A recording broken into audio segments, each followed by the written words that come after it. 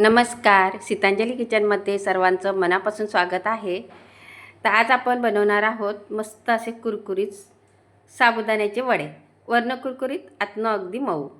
इथे मी 5 तास हा साबुदाणा भिजवून घेतला आहे आणि खूप छान भिजल्या गेलेला आहे।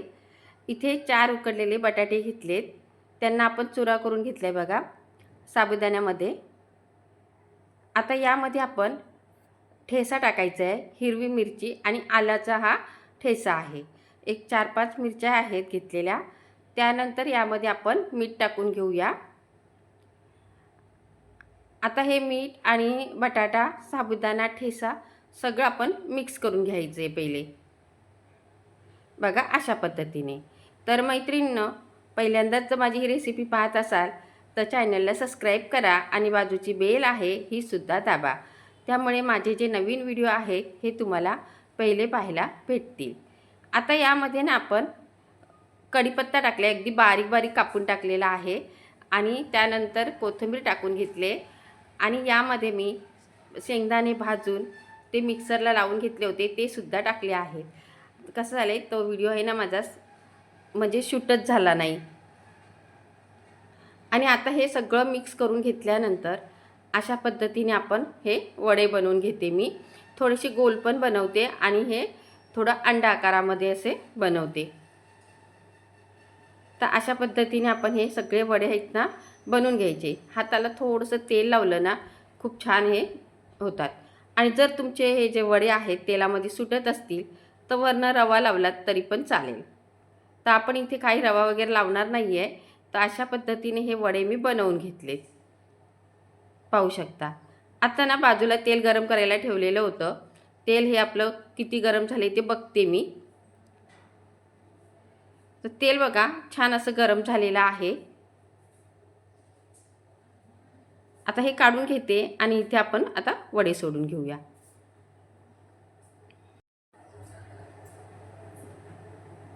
तर अशा पद्धतीने एक एक वडा आपण सोडायचा आहे। खूप जास्त नाही टाकायचे, नाही तर मग एकमेकाला ते चिकटतात। तर इथे मी 4 ते 5 वडे टाकून घेते।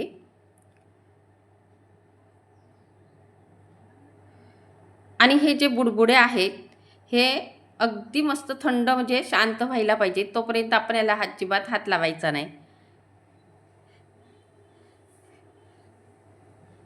आता पाहू शकता बुडबुडे आहेत ना थोडेसे कमी झाले आहेत। आता ह्याला आपण पलटी मारून घ्यायचं। लगेचच ह्याला अजिबात चमचा वगैरे लावायचा नाही, नाहीतर मग ते फुटतात। अशा पद्धतीने सर्व आपण आता पलटी मारून घेऊया आणि अलटून पलटून मस्त असे तळून घ्यायचे। वडे तळायला आपल्याला नाही करता 5 मिनिटांच्या पेक्षा जास्त लागतात। मध्यम गॅसवरती तळायचे। हे ना एकदम छान असे फुललेत, मध्ये मध्ये एकदम असे जास्त फुलले गेलेत। तर थोडासा कलर चांगला येईपर्यंत आपण तळूया।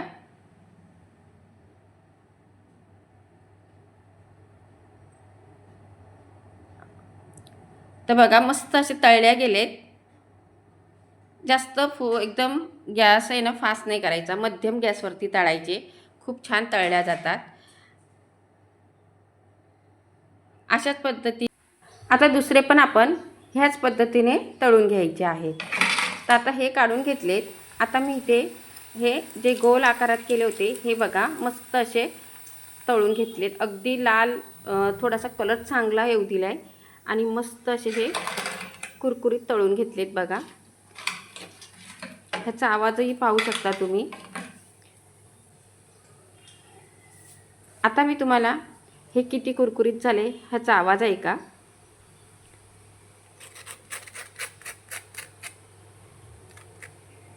मैत्रिणींनो, रेसिपी आवडली असेल तर आवर्जून एक लाईक करा आणि तुम्ही पण बनवा। उपास वगैरे काही नव्हताच, असंच खाऊसं वाटलं म्हणून आम्ही बनवले। चला परत भेटूया।